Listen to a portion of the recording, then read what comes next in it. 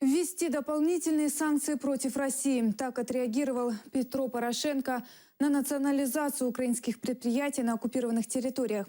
Президент на встрече с министрами иностранных дел Великобритании и Польши призвал международное сообщество поддержать Украину. 1 марта в ответ на торговую блокаду Донбасса на всех украинских предприятиях, расположенных на территории самопровозглашенных ДНР и ЛНР, ввелось внешнее управление. Большинство этих предприятий принадлежат украинскому миллиардеру Ринату Ахметову.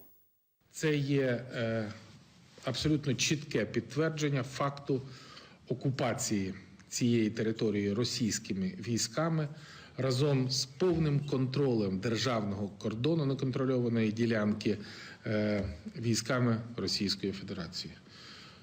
В зв'язку з цим ми наголошуємо, що Росія несе повну відповідальність за порушення режиму припинення вогню, за вбивство українських військових і українських цивільних, за незаконне утримання заручників як на окупованій території, так і всередині Російської Федерації.